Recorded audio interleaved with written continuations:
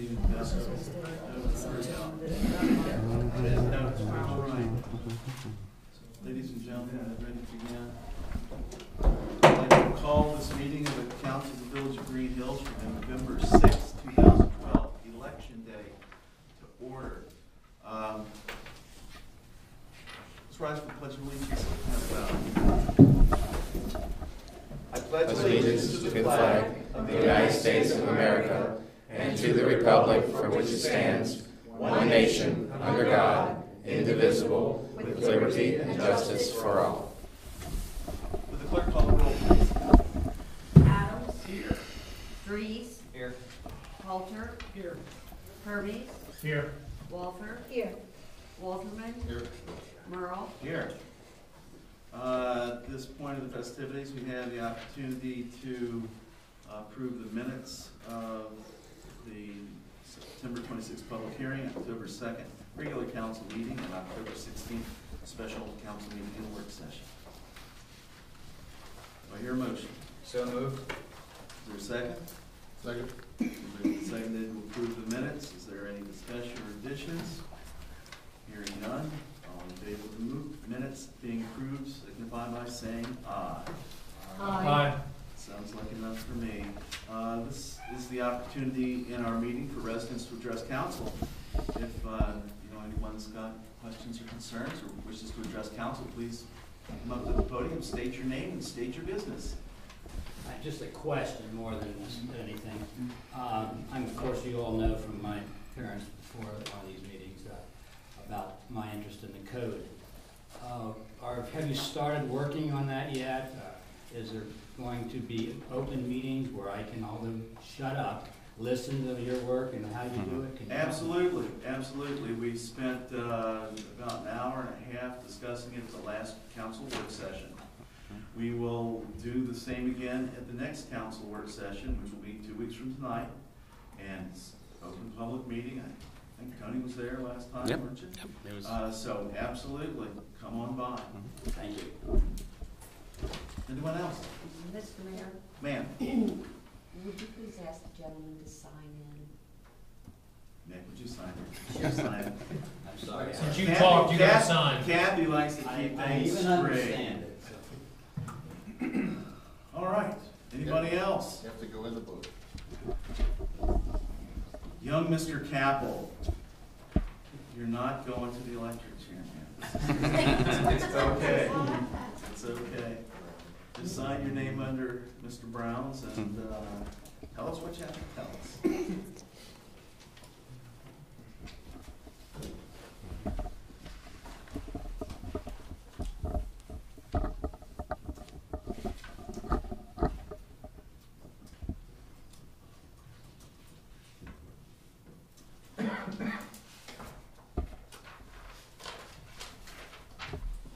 Hello, my name is Ryan Capel. I came here today to update you on the Academy of Global Studies. My guidance counselor, Kevin Jones, asked me to. I'm a 10th grader in the Academy of Global Studies, and this is the second year for the Academy. If you don't know what the Academy is, it is a project-based learning system incorporating global aspects. And the two main parts in the Academy are New Tech Network and the Asian Society. New Tech Network is a big in project-based learning and technology. We each have our own laptops and we use that for various research for our projects. And the project-based learning is a new way of learning other than sitting in rows taking notes like the old schools used to do. And the Asian Society is a global aspect. They like all the global learning about the world, all that interesting stuff, and they are very into travel. They think that traveling the world and seeing and having different opportunities will help you as you go into your career and so forth. We have rigorous courses in the Academy. We have a thing called Global Seminar, and right now we are creating a mock UN, which is the United Nations, and each group is assigned a different country. My country is Bangladesh, and we have to research current events, government, people, and many more. So we're getting a real world view about each country in the UN, and later on in the year we're going to have debates, and we're going to pick a president to represent our academy for the UN project. Travel. That's a big part in this year and last year AGS. Last year, the freshmen, which are now sophomores, went to Heifer Global Village, and that is a third world simulation. So they have camps such as the refugee camps around the world, Chinese tents, the Appalachian Mountains, the small houses in the United States, and even the slums, which was mine. They give you very minimal food, what you would get in the actual country. Like me, I had a tiny Ziploc container of rice. That's it. So it really taught you how to bargain and trade.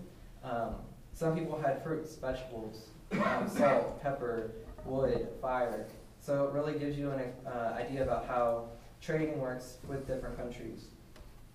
This year, the sophomores are going to Washington, D.C. So we will get a view of monuments such as the Lincoln Memorial, the different things like the Lincoln Memorial, and we're actually going to go to the White House possibly and the Pentagon. We're in works for that right now. And the kids in the academy get a lot of extra opportunity. I know for me, tomorrow I'm leaving for Chicago to represent the academy at a leadership conference. That's going till Sunday, so I'm looking forward to that. And we each need community service.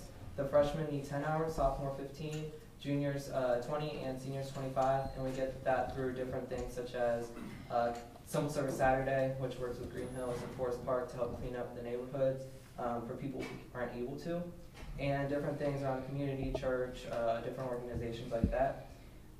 So the Global is just basically helping you further your education on the world, and we're still moving forward, and we're going with it. Are there any questions? Yeah, how many students are in the Global? The sophomore class this year, I think, has about 90, and the freshmen this year have about 120, I believe. Wow. That's cool. That's That's great. And do you feel that it's the education you're getting is better? I mean, this is a different learning style. Yeah. I feel like it works for me personally. I didn't like just sitting in rows learning by notes every day. I like the more hands-on, project-based learning, which we are doing. And it just gives you a better sense of the world, and you're ready when you go into the real world. You already have a head start above all the other people that really didn't get to learn as much as we're learning right now. So I think I'm going to have not maybe more opportunities as I go forward due to this. Great. Ryan, do you guys start earlier? Do you have an extra bell? Yeah, that's the global seminar. Last year it was at the end of the day, and this year it is in the beginning of the day, and it starts at 7:10 and goes till 8. So we do have an extra bell. So you're actually there longer than Yeah, we're there about the an hour juniors and seniors. longer. You're working harder than juniors and Yeah. seniors is what I'm hearing. All right, so you still have to do the same courses Yeah. just to meet academic standards? They're the same courses, it's just in a project-based learning system. Oh, okay. Thanks for coming. I appreciate it. You represent yourself and your family and your school. Thank you. Yeah, that's really wonderful. Have a good time in Chicago. Yeah. Thank you. Thanks for having me. Sure. All right, do we have anyone else who wishes to address council? Seeing none, we'll move along. Reports of village officials. Municipal manager, Ms. Kovacs. Thank you very much. Last month I started reporting on public records requests, so I'd like to start my report with that, so then I can get on with lots of good stuff going on. On October 1st, I received a request from Patricia Anton. I will just read the items to save some time. Item number 1, all public official email dated January 1st, 2012 to present relating sale of village real property, including referrals for appraisers, realtors, surveying, etc. Number 2, invoices for all work, including mowing for 30 to 40 Flanders, paid with village tax money since 2006. Number 3, records of rental income on 30 to 40 Flanders, 2006 to present. Number 4, closing and settlement statements for regarding the 2012 sale of 3040 Flanders. Number 5, records of rental income for 10, 12, 14 Cromwell, 2006 to present. Invoices for all work, new windows and exterior painting, etc., including mowing on 10/12/14 Cromwell, paid with village tax money since 2006. Item number 7, all records for prospective buyer traffic on Huff Realty, 2012 Village of Greenhills listings for sale, August through present. Number 8, all village 2010 listings of all checks, warrants written, including date, to whom made out, amount and the account number the payment was charged to, including both CICs. Item number 9, all village 2011 listings of all checks, warrants written, including date, to whom made out. Same request for 2012, I won't keep repeating it. So for 3 years there. Item number 11, complete file pertaining to attempted sale of 5254 Flanders, including all emails regarding this property and appraisals. Item number 12, all 2012 timesheets for all Village and Greenhills employees to October 1, 2012. Item number 13, all written employee goals and objectives, all Village of Greenhills employees 2012, including Yvonne Kovac. Item number 14, all current Village of Greenhills employee job descriptions for part-time, including administrative electronic version, is available. Item number 15, all 2011 and 2012 employee performance appraisals, electronic version if available. Item number 16, all 941 payroll tax forms for all Greenhills employees 2012, including mayor and council members. Item number 17, all 2012 employee expense reports, including mayor and council members. Item 18, all NIC housing inspection records, emails, warning notices, reports, etc. for 2011 and 2012. Item number 19, all NIC invoices 2011 through 2012. Item number 20, current Village of Greenhills employee handbook electronic version is available. 21, 2012 invoices for Village of Greenhills website development. 22, rental income and expense records for all 16 Cromwell Road Village one-bedroom apartments 2010 to present. Item number 23, all renovation estimates for Village one-bedroom apartments located on Cromwell, 2 buildings of 8 units per work session, minutes of 8/21/12. Item number 24, Charter Review Committee, all minutes and all handouts through October 1st, 2012. Next one was received on October 8th. This was a public request received from Doug Kohler for a copy of the current Greenhills Charter, minutes of the Charter Review Commission meeting of August 29th, 2012, and minutes of the Charter Review Commission meeting September 26, 2012. Please provide electronic if available. Next request was received from Pat Anwan on October 17th. Item number 1, closing and settlement statements with signatures regarding 2012 sale of 3040 Flanders for sale sign removed from property. Item number 2, all NIC housing inspection records, emails, warning notices, reports, permits, etc., 2011 to 2012, all NIC housing inspection records. Item number 3, renovation estimates for Village one-bedroom apartments located on Cromwell Road, 2 buildings of 8 units. Number 4, current job descriptions, municipal manager Yvonne Kovac, administrative assistant property manager, postal supervisor Brenda Davis, executive assistant Connie Westendorf. Item number 5, all current goals and objectives for all employees. Item number 6, all 2011-2012 performance appraisals for all employees, only police department were provided. Item number 7, all records for prospective buyer traffic on Huff Realty, 2012 Village of Greenhills listings for sale, August through present. Item number 8, all 2012 Charter Review Committee minutes and handouts. Item number 9, all 2010, 2011, 2012 warrants for Village bank accounts to pay any of both Greenhills CIC expenses. Item number 10, all 2012 reimbursement requests from employees, the mayor, and members of council. Item number 11, all public official email dated 1/1/2012 to present relating to the sale of Village property. On October 17th, we received a request from a Ken Vaughn. I lived in Greenhills from 1945 to 1963. My father, Ralph Archie Vaughn, was on the police department, I think in the late 1940s to the early 1950s. He's requesting department records of employees. I would like to know what years his father was a police officer. On October 18th, I received one from Pat Anwine. Item number 1, all documents including immediate invoices of public notice for Greenhills Home Improvement Repair Program related to community block grant funding. Item number 2, all applications for the Greenhills Home Improvement Repair Program up to October 25th, 2012. Item number 3, all 2010, 2011, 2012 grant application documents, including grant applications for demolition funds, brownfielding funds, community improvement corporation grant applications. Item number 4, minutes of all tree board commission committee 2011 and 2012. And item number 5, all bidding contractor RFP submissions for tree board 2011 and 2012. On October 19th, I received a request from Patty and Ron for item number 1, NIC contract for inspection services and all documents that describe the scope of services. Item number 2, the property maintenance document codes that are to be enforced by NIC. Item number 3, all warrants and invoices supporting documents for payments made to Gregory Forest Lester and or Gregory Forest Lester Tree Service LLC from October 2011. Yvonne, you need a drink of water? No, I'm good, okay, Okay. thank you. All right. Then on October 26th, request from Diana Kohler requesting a copy of the minutes for the October Charter Review Commission meeting. These are the unapproved draft minutes which are required to be prepared promptly and are public documents as per the Ohio Sunshine Law. Please forward the minutes via email.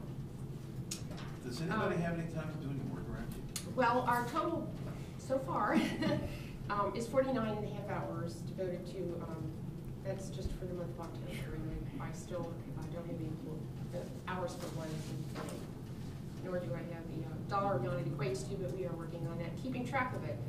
And as a matter of fact, in law committee, I shared with those members that the state auditor requires that we track this as well. So, you know, our clerk has always had a nice form that we've used, but it'll be a little bit more detailed now based on the requirements of the Is that a new requirement?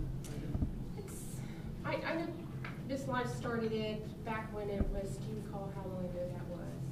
It's been a year. She's been so, using a form now for quite some time, but Well, it's not so it's much a little the- more detailed now that they're asking for. It's not so much the form, is I just wonder if the state is aware of abuse of the freedom, abuse of the system, and if there's any way to bring balance to it when the requester. Jeff, do you have, is there anything about that as far as abuse and stuff like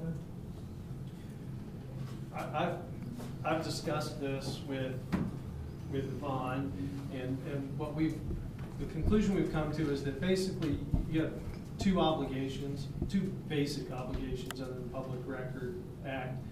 That is to make records available for inspection promptly, and to make copies if requested in a reasonable amount of time. But the courts have said over and over again that that's a case-by-case basis, depends on a lot of factors like how big the request is, how many people you have to respond to the request. So there's no definition for what is prompt or what's reasonable. It's all on a case-by-case basis. So as we've discussed it, it's just been accept the request, respond to it as promptly as possible, and you've complied with your requirements. Jeff, just as a follow-up on that, if the same requester continually makes requests of the same document, do we have to go get it out of the file cabinet every day? No. The only time that something like that happens is, what the law says is that the requester, in essence, can request the medium that it's presented on. So If we have it in that medium, well, correct? We don't have to create a record. You don't have to create a record, but if you can make it in that medium and it's within the reasonable work of the village, then you do. So I suppose someone could ask for an electronic copy of a record and then ask for a hard copy of that same record, and you'd have to do that. But if they ask for another hard copy and another hard copy, you don't have to do that. And what if they want to come back and inspect the same records repeatedly? Are we obligated to provide those records? Your obligation is to, probably, because your obligation is to make records available for inspection. Well, what about that, have an understanding, I guess, that it interferes with the work process of people that you have, where they can't get their job done because of doing too much of Well, that all factors into the what's How fast a is reasonable reasonable? amount of time. Okay, Right. all right. And that's true. And the court, in fact, the court here in Hamilton County, Court of Appeals, has affirmed that very thing, that as long as it doesn't interfere with the workings of the village. I mean, that's something that they take into consideration when determining if you I don't know how respond. you can spend 49 hours and think that that's not affecting. The only thing I can think of is, do we have the option to spread the response time over a longer period of time so that we're not hit with, if we had 3 or 4 people making this kind of request, we, you know. Well, that's just all factored into what equals a prompt and reasonable response. And if you only have so many people working, which, again, the Hamilton Who County. controls that factoring then? Well, ultimately, a court would be the one that would decide whether you were acting reasonably or not. But the only thing you can do is act as promptly and reasonably as you can, given the circumstances and given the limited staffing that you have, as long as you continue to get the regular work done of the village that needs to be done.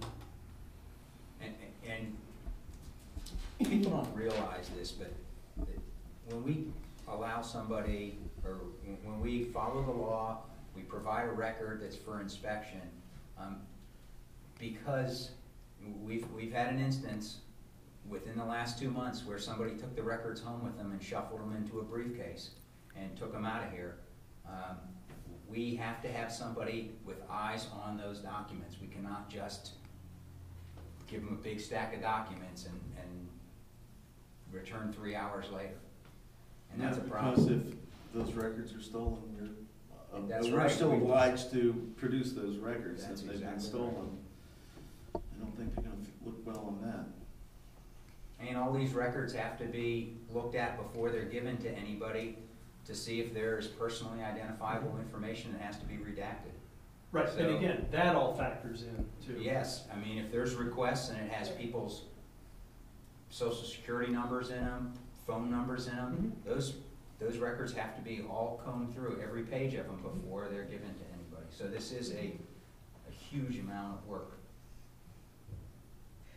It is, and I can say from the administrative side, we are working diligently to fill these as quickly as we can. And one of the items that I really don't like is the attempt to paint a picture that we are, and I think the words being used are withholding or missing records.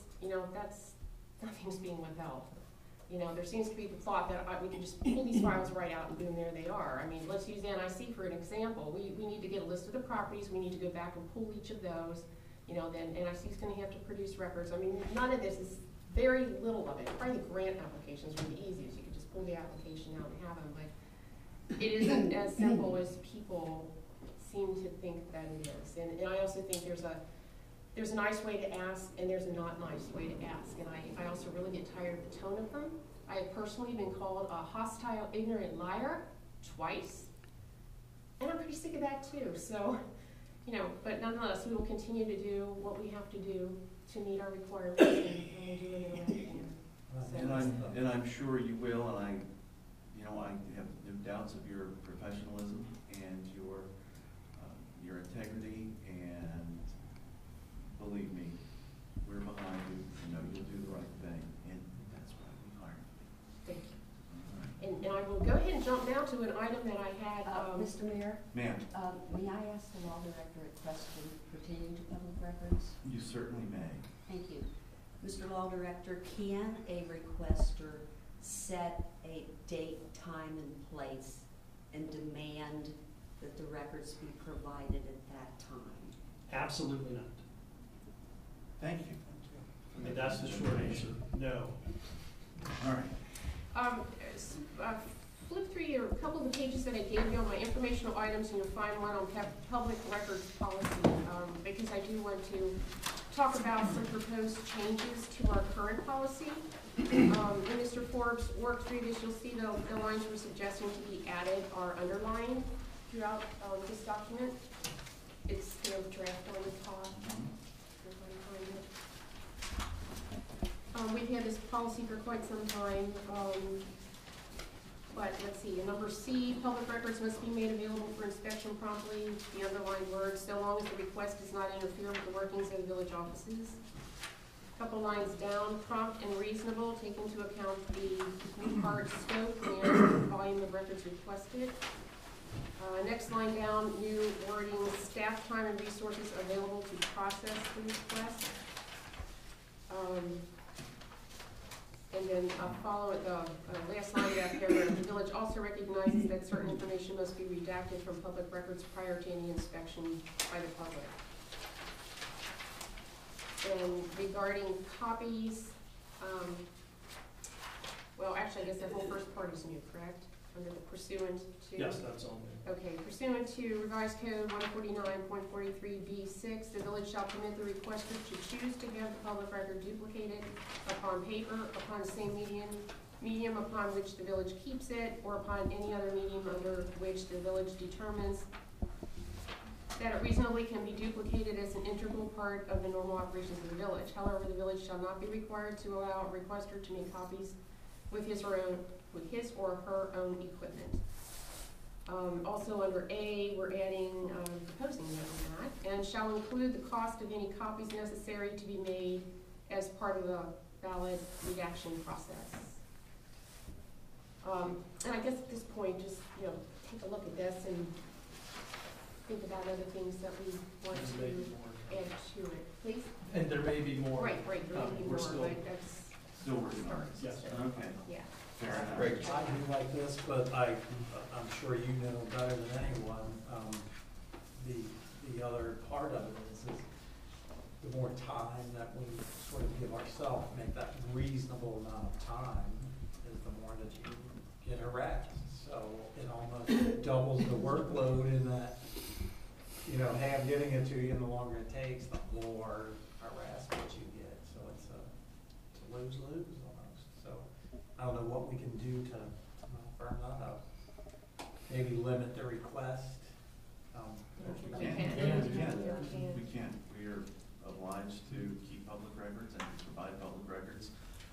No, I mean, if within a reasonable framework, so, well, if a person asks for a request one time, you acknowledge that you got the request, for them to come back, and again, hey, where's my information?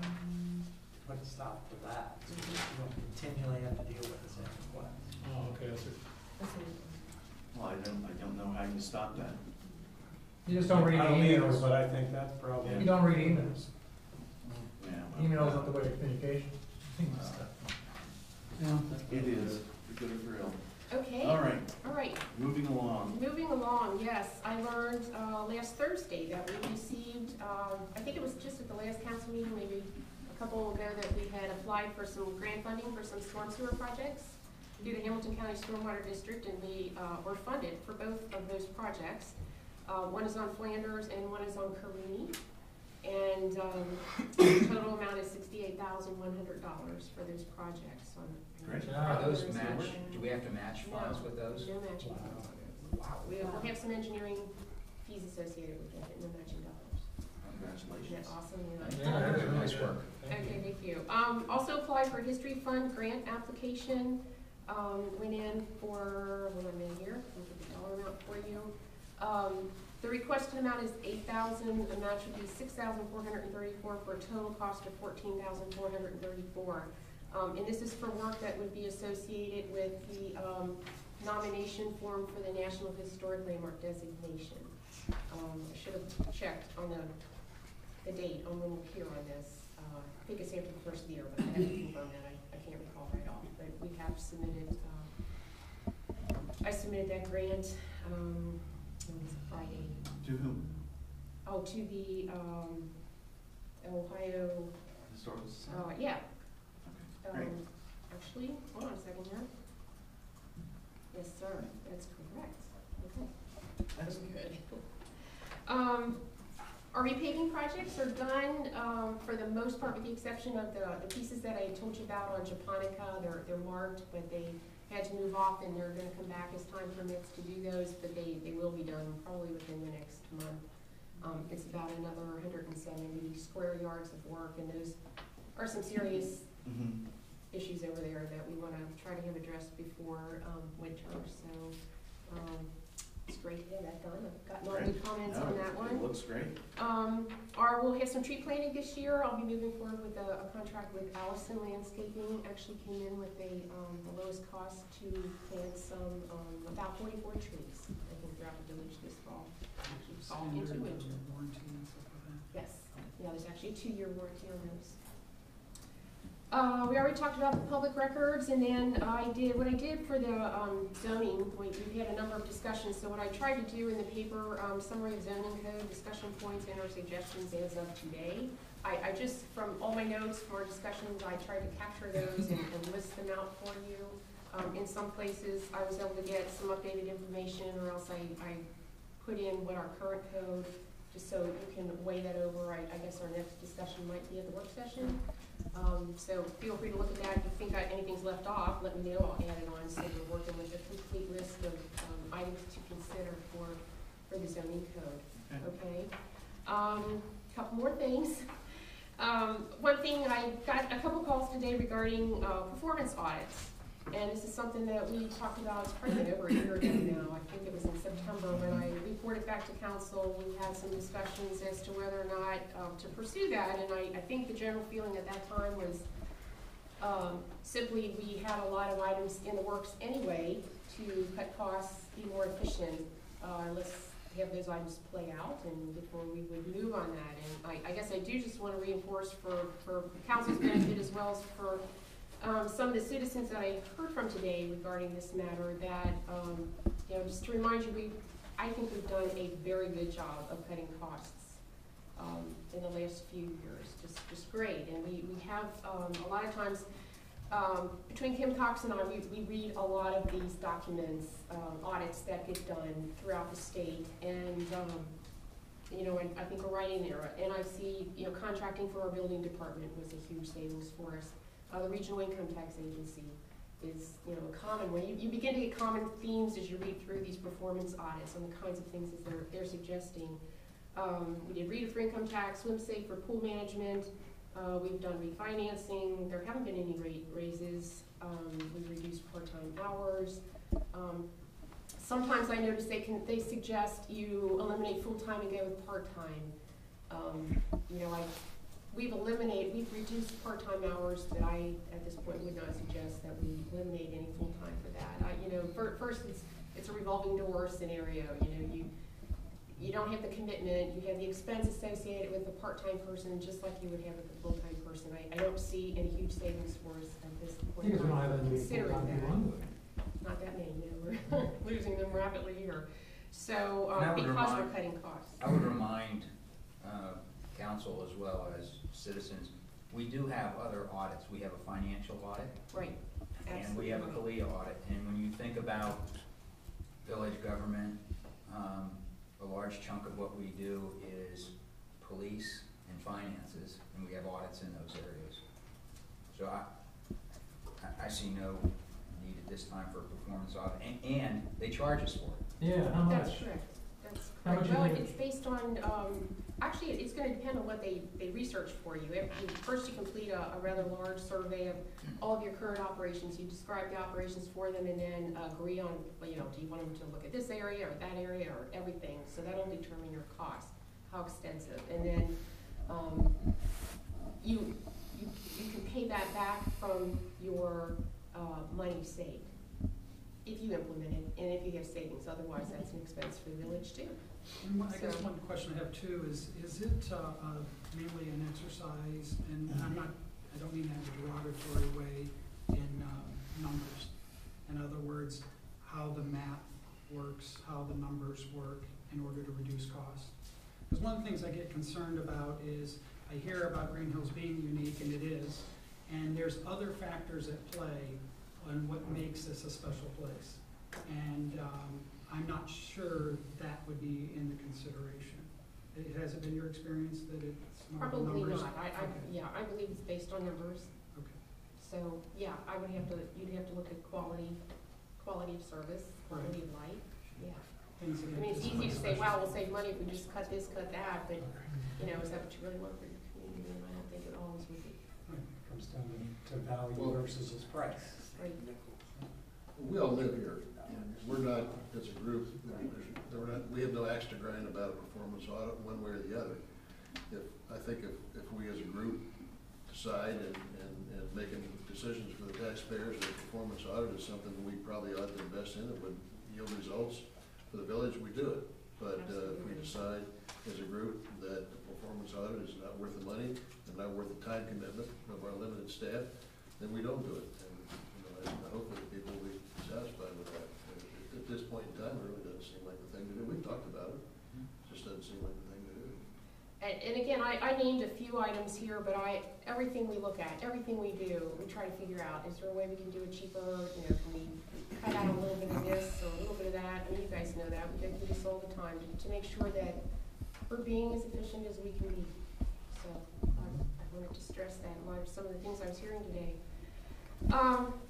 Then on a real exciting note, again, just to remind everybody and the public as well that Malloy's, the open house at Malloy's is next Tuesday, November 13th from 6 to 8. And all the residents are invited as well as the council and others. What time is it? It's from 6 to 8 p.m. Okay. I think I'm done. Okay, any questions for the manager? Hearing none, Law Director, Mr. Flores. Thank you, Mayor.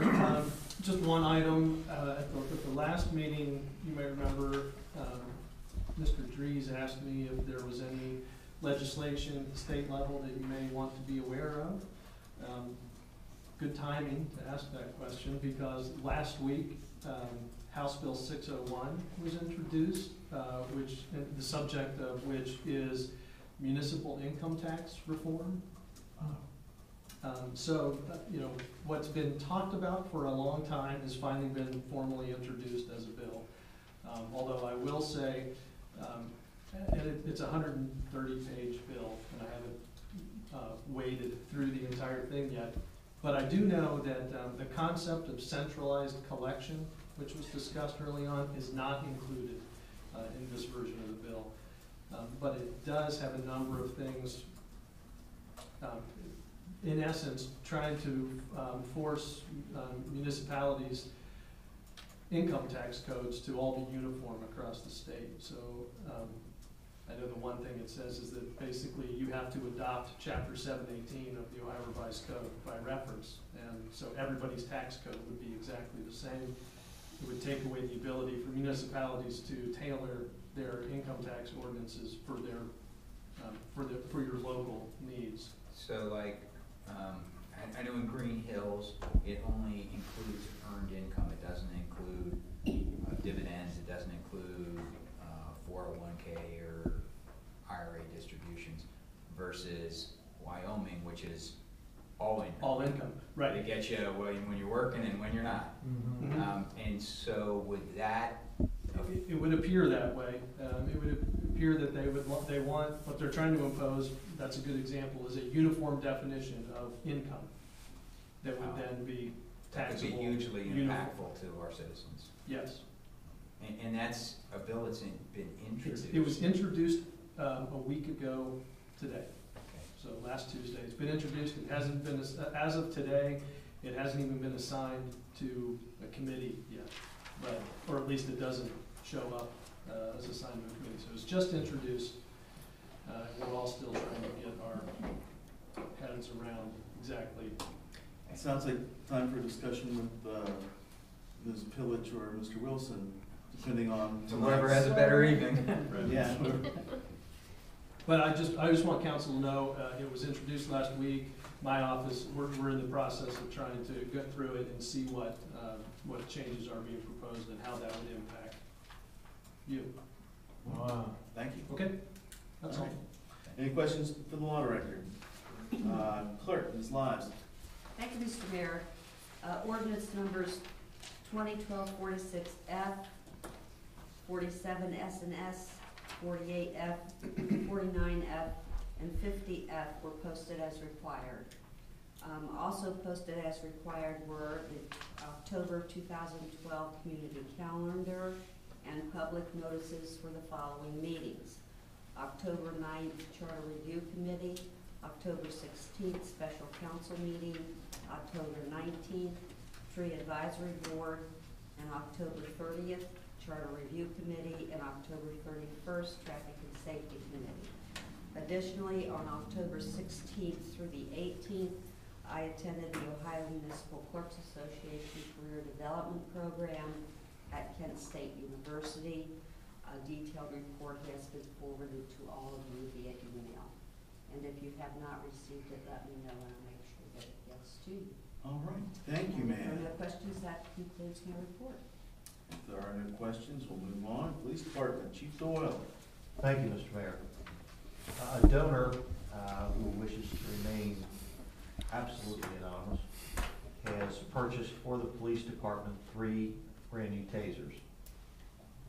That is about $4,000. There is a small balance remaining of about $50 per taser.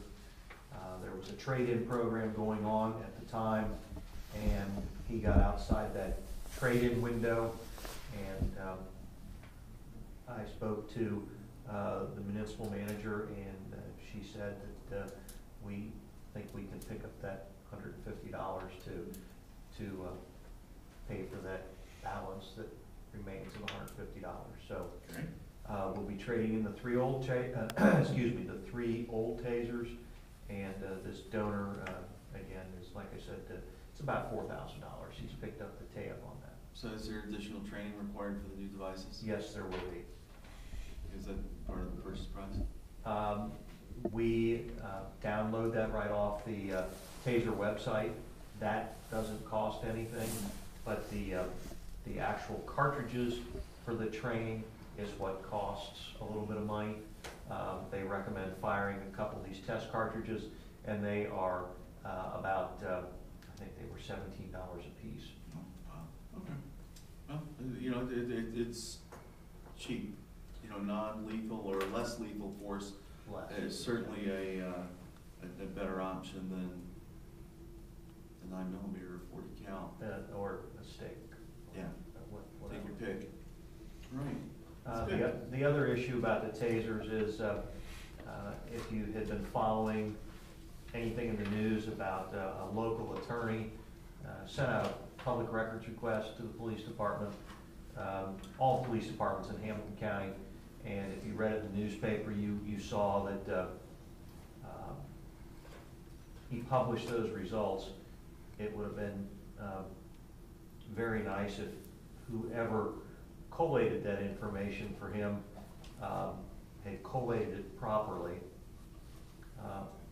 There were some of the information that was in that report pertaining to Greenhills wasn't quite 100% correct. Our policy is drawn tighter than about anybody else's in the county, and I think the person must have been getting tired of looking at policies that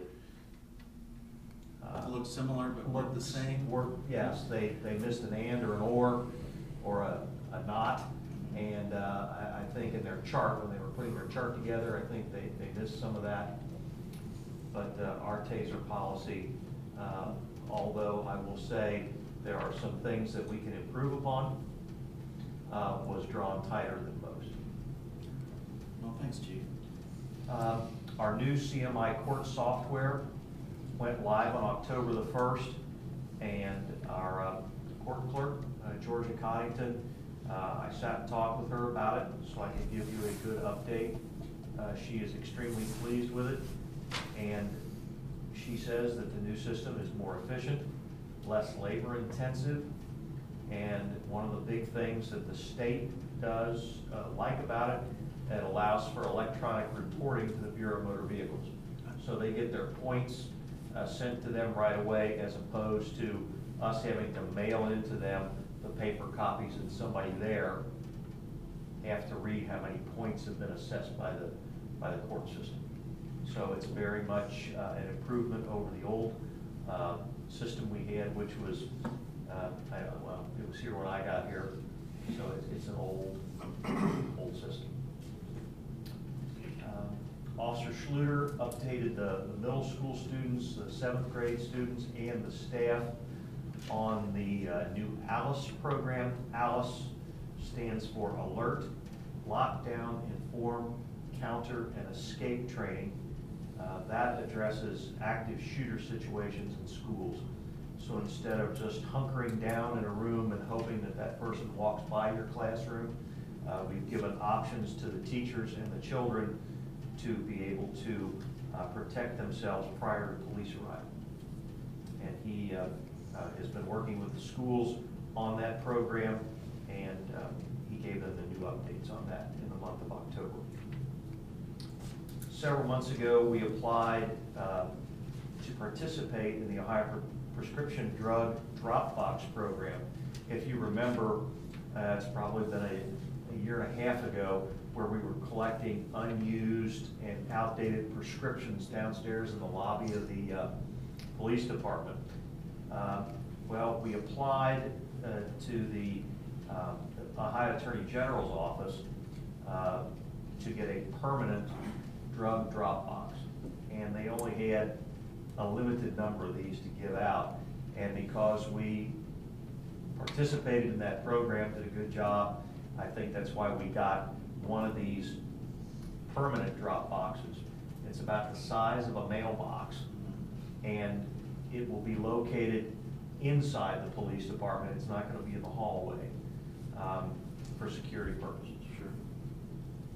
So we were notified in October that we've been selected to receive one of these limited boxes. They were distributed by the Ohio Attorney General, the Ohio Department of Health, and the Drug Free Action Alliance, and it came today. It took 2 men and a boy to get it inside the door. It's very heavy, and it has to be we're going to bolt it to the floor inside one of the unused, well, not unused, but inside one of the old jail cells that we used to have. Individuals can come to the police department during normal business hours and deposit with us their unwanted, expired, or unused prescription drugs and over-the-counter medications. We won't take liquids and we won't take needles, but we'll take patches and pills. And the collected medications quarterly will be transported to a local company that the state is contracted with. They have an industrial furnace, and they will be incinerated there. The box is not yet in service, but we're going to make the public aware of when we'll begin accepting medications. Great, Chief. That's really good program. You know, too often people, when they finish with the medication, they'll just flush it down the toilet or pour it down a drain. And you know, their wastewater treatment facilities are not able to contend with a number of these molecules. Never were designed to, and won't. And you know, you end up with you know, high levels of hormones and other things in the effluent from a wastewater treatment plant, which becomes somebody else's influence somewhere along the line. So you know, this is a good thing, and I'd encourage all citizens, if you've got drugs that that you no longer need for whatever reason, to you know, once we've got this program up and running, to deposit these with the police department. And the last item I have is, don't forget, this Saturday is the Shred Safe Identity Protection event. It'll be held out in the parking lot adjacent to the police department. It'll run from 10 until noon. We'll have the big truck here to shred documents for folks. And I've got a quick list here of what can be shredded and what can't. They can shred all office paper, computer paper, notepads, as long as they don't have any metal bindings in them, magazines and newspapers. They'll take small quantities of those, envelopes with windows, manila folders, brochures and pamphlets, and papers, even if they have staples in them, and small paper clips. They will not take metal objects, cardboard, hanging file folders, 3-ring binders, items that have large paper clips in them, binder clips, plastic coverings on binders and folders, tapes, cassette tapes, or for those of us that remember them, 8-track tapes. Oh, you're dating us, Tom. I am. No PC boards or hard drives, and no soft, pliable plastics, and no wood or glass items. And there will be police officers there to help you unload your vehicle if you need somebody to help you unload them and get it over to the shredder truck. Great, thank you. That's all I have, sir. Great. Hard drives are something that people ought to be very concerned about security. If you've gotten an old computer, unless you know CIA hard drive wiping technology, you're better off using the 4-pound hammer method for destroying the hard drive and just landfilling at that point, or putting it in electronic waste. But make sure the thing is well destroyed, those discs are destroyed before giving them up. Does anyone have any questions for the police department? I just have something to Ma'am. add. On Sunday, I did call, neighbor had been taking the dogs to make a run, and several of the citizens were there with their different dogs, and they encounter 2 coyotes there, and even though the dogs wanted to attack them, they did not even move. They look at them, they have become really brazen in the neighborhood. Also, somebody else had seen it on the A section, 2 of them coming around. Don't know if it's the same 2 or different 2. So it seems like they're moving around, and I just want to make sure that the citizens that are listening to that are aware of that, because any of the small dogs and small children can be attacked. Have you encountered any activity? This was this past Sunday. This was the first we've heard of that. Okay, I called and left a message there. And in fact, he called his dogs, put them back into the car and left, and a couple of other people did the same thing. And it was at the middle school. After you called, I looked up urban coyote control. Mm-hmm. And I did some research, and there are, of course, the traditional methods of controlling animals such as those, and there are leg hold traps, which are dangerous to humans and other animals. There are now coming out on the market, there are 3 other types of traps, one of which is a spring-loaded noose type trap, where a coyote will, or any canine, so it doesn't have to be a coyote, will reach for with his mouth for the food, and a lasso comes around its neck and holds the coyote. But now you got to do something with a coyote. The SPCA won't come get a coyote.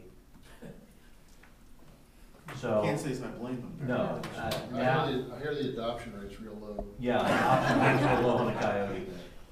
So now we have the issue of, now we have to do something with the coyote. And that probably translates into sending him or her to coyote heaven. Such as it were. Such as it were, if there is a coyote heaven. And that presents a problem, because if you start firing a weapon in a residential area, that's extremely dangerous. So there are some humane traps out there, but once you trap the animal, now what do I do with him? I've got him, and I don't think one of my officers wants to risk getting bitten by a coyote. So you're limited to what you can do with it. Then of course there is another option, which is a toxicological option, but that's going to get everything. That's going to get cats, dogs, the coyote, the little Shih Tzu that escapes from its owner down the street, and he gets into the poison, and so they are a problem. But you know, like I said, this was the first time that we had heard that they have come into an urban area. Correct. It was So- not of the wooded area, it was within the, area of the track. Mhm. Would the park rangers do anything to? No, I sincerely doubt it, because the same options open to them are open to us. You know, the traps, poison, shooting them. Well, they're culling deer occasionally, they cull some deer, and the deer population gets high. They don't really have any kind of a program, I guess, because most of the coyotes, we would, like, there's some, I've heard some back behind us, Greg, I don't know if you've ever heard, they're not howling, so there's some back behind us in the woods. But, you know, I'm not aware of any program they have for controlling them, because most of them are gonna be in park property. I mean, in Greenhills, if you have them on your property, they're probably not living there, they're probably living in the woods and coming up to find food. Yeah. So, apparently they're not concerned about it at this time. I have not heard any of the rangers saying anything about any type of coyote herd management. I know they do deer herd management, you know, to keep that down to a manageable size, but I have not heard anything about coyote management.